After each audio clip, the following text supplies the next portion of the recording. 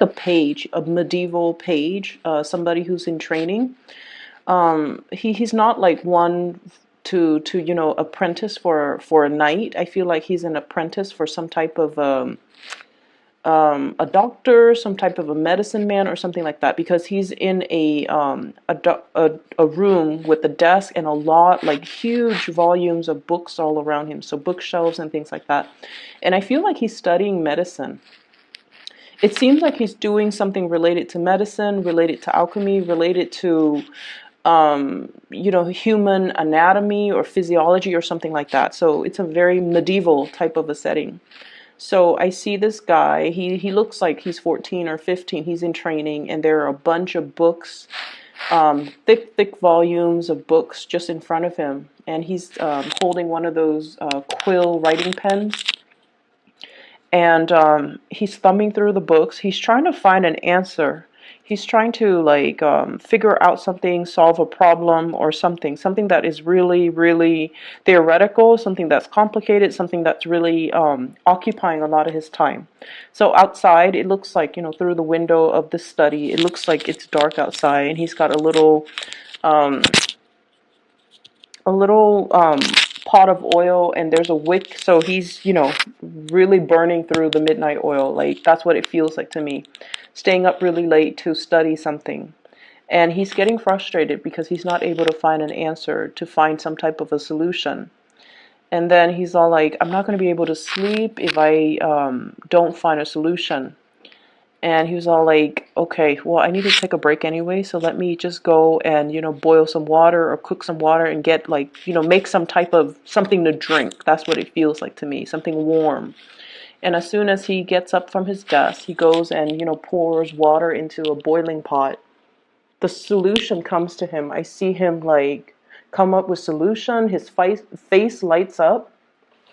And then he scrambles back to his desk, and he desperately, tries to write out his thought processes, because it seems like he has stumbled upon something that will allow him to solve a major problem that's been kind of tugging at his mind, that he's been trying to solve for a really long time. So he's really, really happy, and that's where the scene cuts off.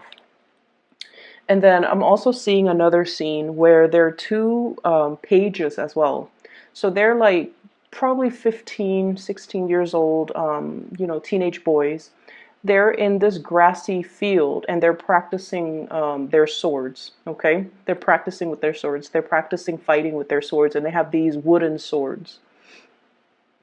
And they're just having fun going at it.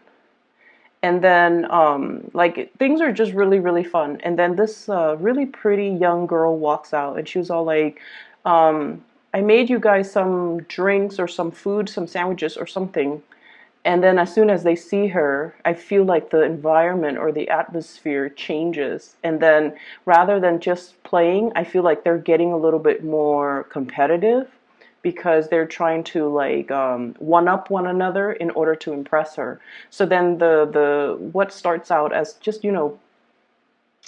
playful fighting, now it becomes a little bit more serious. But at the same time, they're not vicious with each other. I just feel like they're upping the ante, and mainly because there's somebody watching, or somebody that they're trying to impress is watching their performance. Okay, so then those are the two scenes that I saw for you.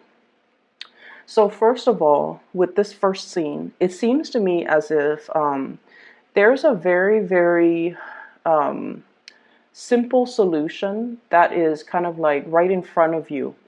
And a lot of the times too, when we go around obsessively looking for something, we can never find it. Like if you're running late one day and you're trying to, put on your shoes, put on your coat, get your backpack together, get all your paperwork, and then all of a sudden you couldn't find your house keys.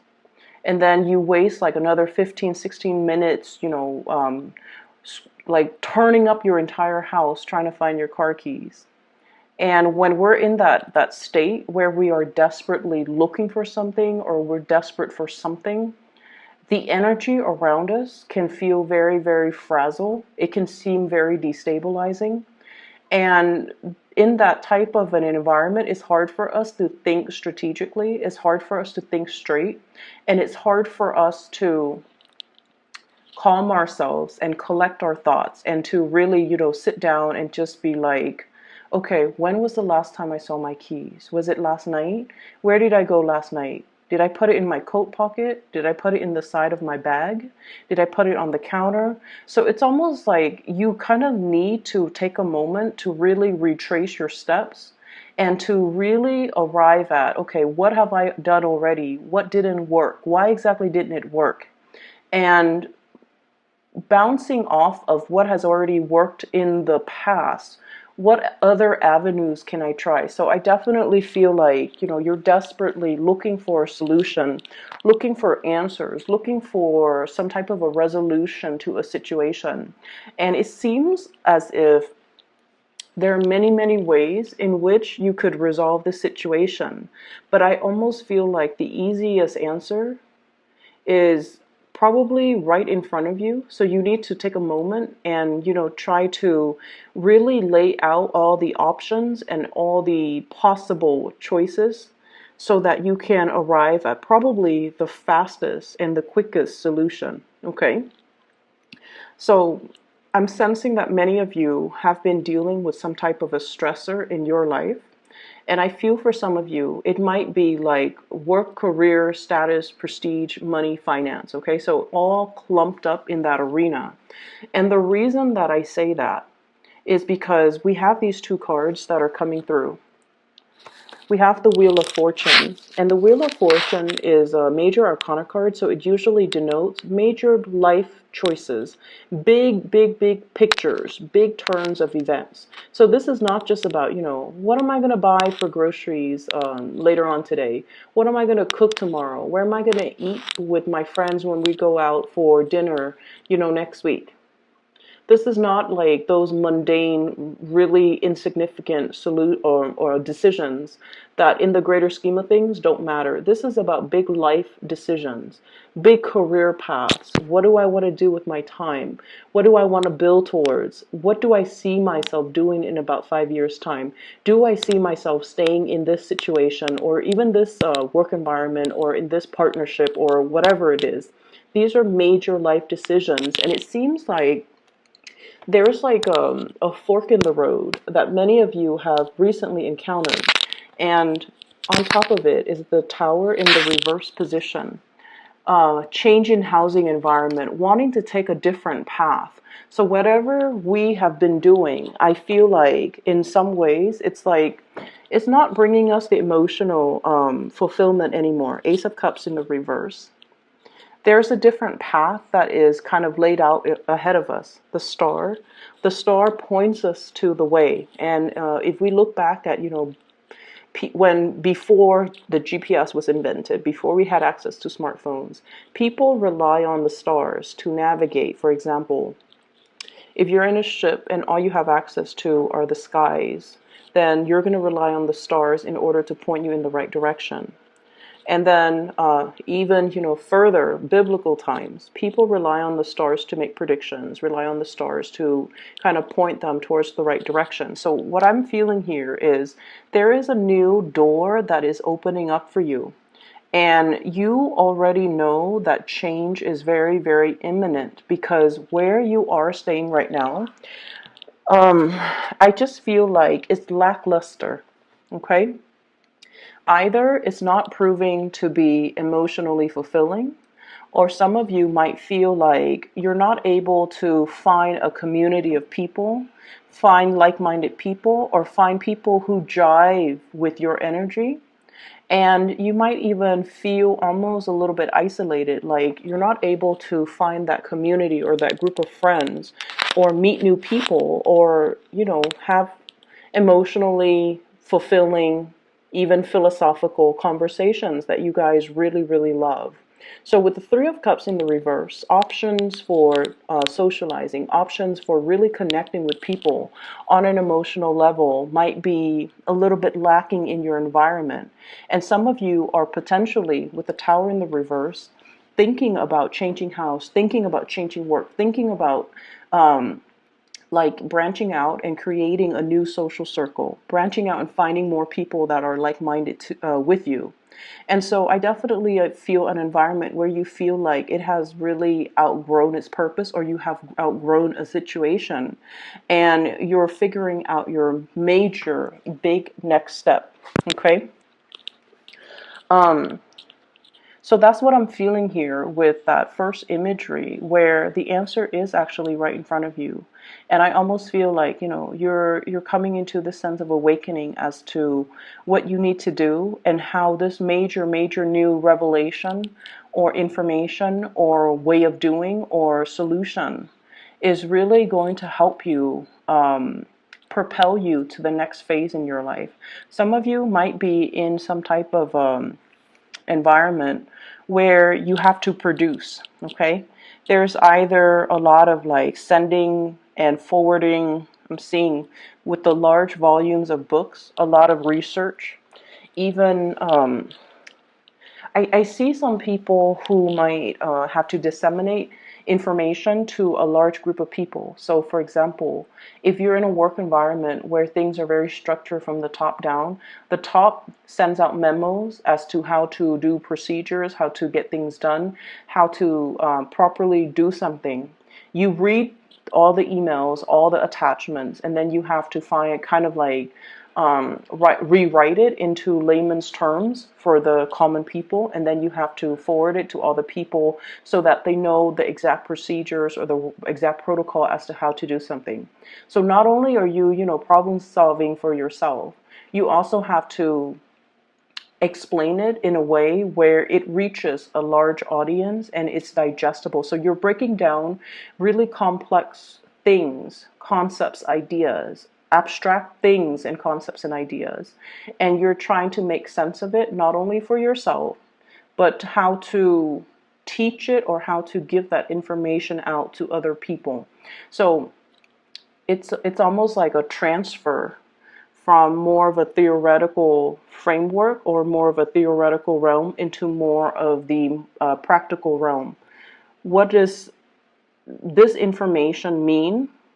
And what are the implications of using this information in the real world? So I feel like you're kind of like that connector, that bridge to be able to pass this knowledge on to other people. So you're going to be able to put yourself in that type of a situation. For some of you, you're really thinking heavily about your major career path. Okay, there's something in the current work environment where you feel like it's not really serving its purpose anymore. You feel a sense of disconnect when it comes to coworkers, when it comes to your ability to blend into a situation. You might feel like the environment itself is a little bit too cutthroat for you. You might feel like the environment, and honestly, I feel whenever I see this card in the reverse and on top of the Nine of Wands, caution. Okay, this is not like a warning signs or anything like that, but it seems to me like it's a situation where you feel like you can't trust everybody, where you feel like people are self-serving, where people are not at their best. They're not supportive of one another. They're a little bit more cutthroat, a little bit more self-serving, a little bit more self-interested. And so you don't like to be in this type of environment where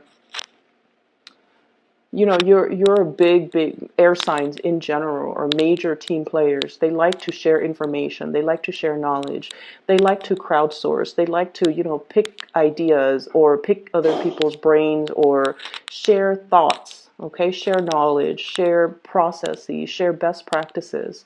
But you finding yourself in a way where people might be hoarding knowledge, where people are not really they're almost like secretive, or they have hidden agendas. But either way, I feel like it's a very self-interested environment, and it's really hard for you to feel like you belong here, or to feel like you can continue to thrive and to excel in this type of environment.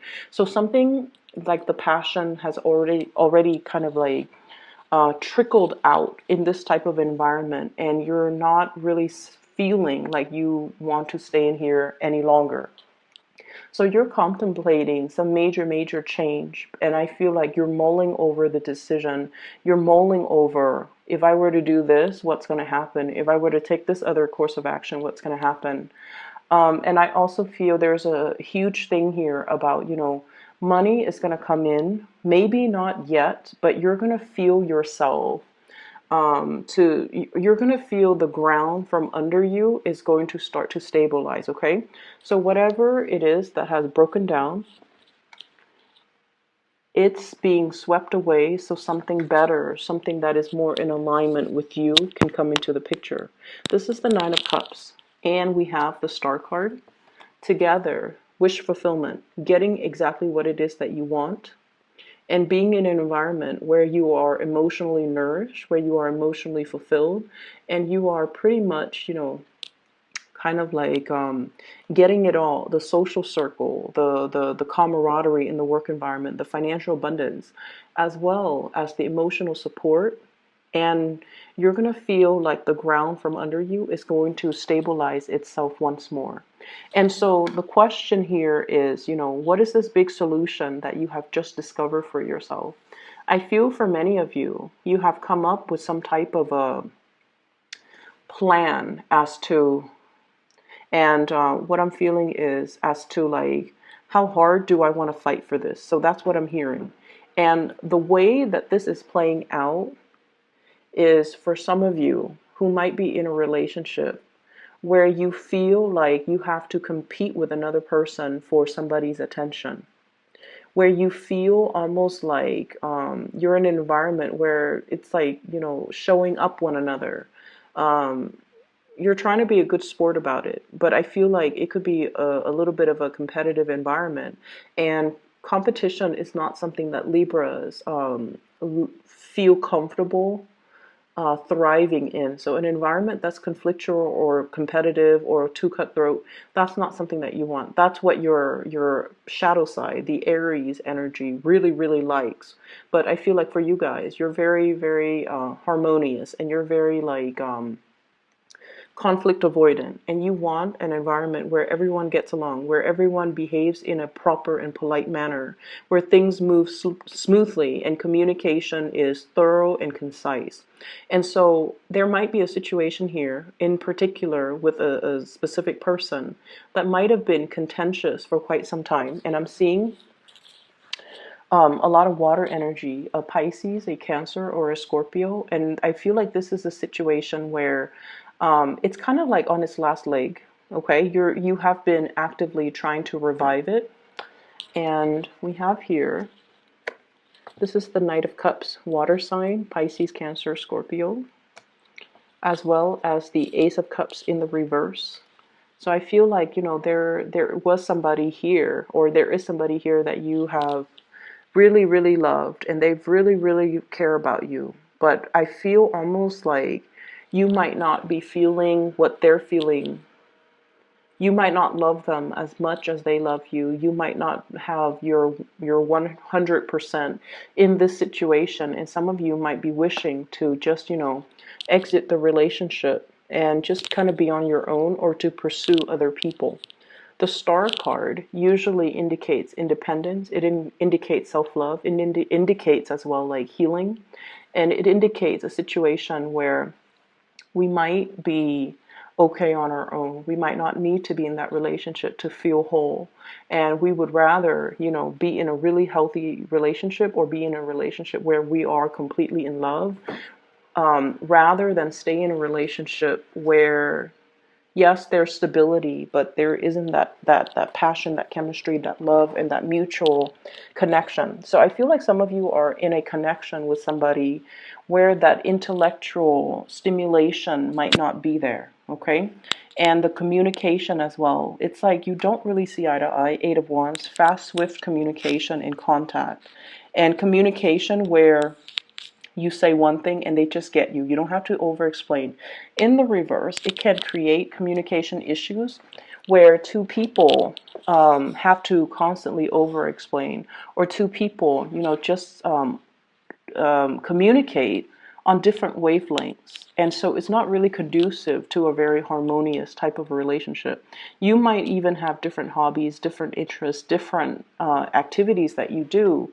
And one person wants to do this, another person wants to do that. And you're starting to see these glaring oppositions, as well as these glaring life choices where I feel it's almost like the differences are starting to drive a wedge in the relationship rather than bring you guys together. And then I'm also feeling for many of you shaking off some type of a restriction. Eight of Swords, okay, the mental prison that we put ourselves in, the unknown, not making a decision because there are too many choices, too many possibilities, and we don't want to make a mistake.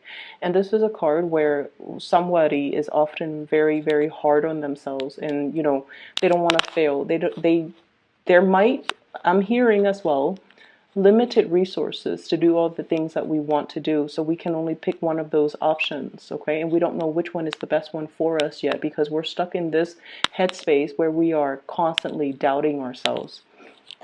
And what I'm feeling is, if this is a work situation, I feel like you have other options that are available for you that will be more emotionally nourishing. So make sure your emotional needs are met first, and then the financial situation will kind of flow in. If this is a love type of a situation, I definitely feel there's another person in the picture. And I feel like you have another, so I'm seeing like two energies. One person might be from the past. One person might be somebody that you're with right now. So in a way, both people might still be from your past. Like you've known them before, but one person you're involved with, and you're not really sure whether or not to continue. And then to continue with, you might not trust this person as well. And then I see another person that you haven't been romantically involved with. And I feel like you're looking back at this person from your past, and you're possibly thinking, should I give this a try? Should I give it a go? There might have been some recent stoppage in the communication with this person. So I'm seeing possibly a fire sign: Sagittarius, Aries, Leo, water sign, Pisces, Cancer, Scorpio, Aquarius here as well. And I'm sensing many of you are looking for a new start, looking for a new path forward. And I feel like you're waiting for the other person to see if they're 100% on board with you so that you can move forward with them. And what the spread is really telling me is that they're preoccupied with a lot of things in their own lives, and they're not going to be the one to give you that clear sense of direction. I feel like somebody has been kind of impatient with you because you might have taken a really long time to make a decision. And I feel like they feel like they have already left the ball in your court, and it's time for you to make the move and to move forward with this decision. So this is what I feel is your energy as the air energy. You have to be the one to kind of break yourself free of the self-doubt, and you have to be the one to make the decision, and you have to be the one to move forward, because the other person's just like, I'm done, you're taking too long, or the ball's in your court, now you need to move. Now you need to, bring your A game. Now you need to do a slam dunk. That's what it feels like to me. And so while you're stuck here, one of the things that I would advise is, I'm feeling this is pretty much your advice card running right down the middle. We have here the Star, and this is pretty much the yes card. Should I go forward with something?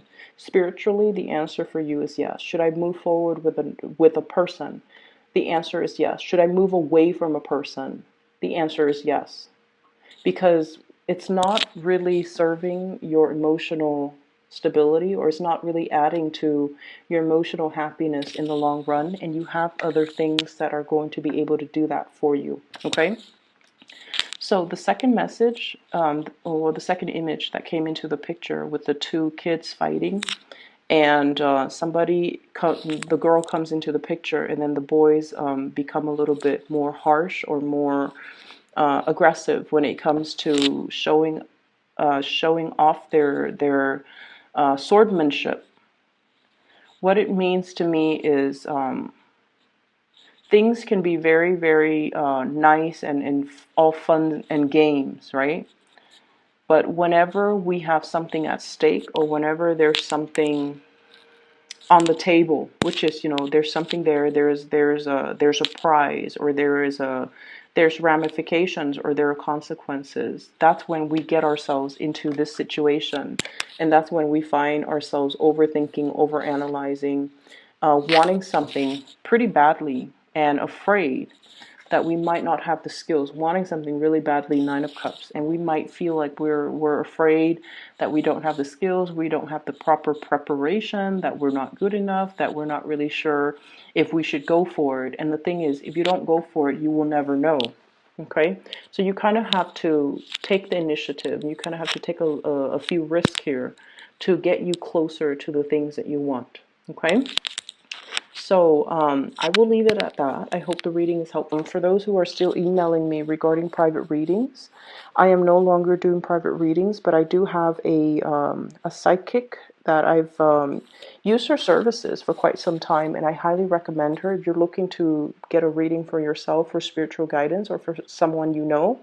I highly recommend that you book a reading with her. Her name is Bridget, and she is phenomenal. I left a link to her scheduling website in the description box below. So if you like to do that, just click on the link. I will talk to you guys soon.